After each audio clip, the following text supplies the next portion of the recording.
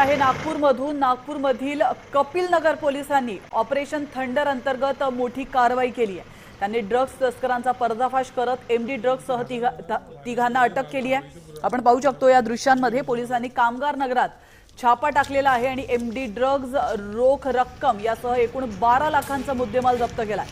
या प्रकरणात सोनू सत्तार शेख नावाच्या एका आरोपीचा शोध सुरू आहे।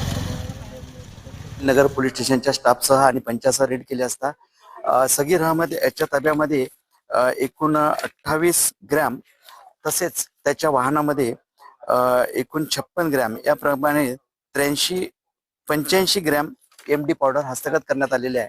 त्याचप्रमाणे त्यांचे mobile, car, motorcycle, bullet motorcycle व मोबाईल जप्त करण्यात आले। तसेच त्याच्या ताब्यातून एमडी विक्री करून मिळालेली रोख रक्कम 2,55,000 जप्त करण्यात आली।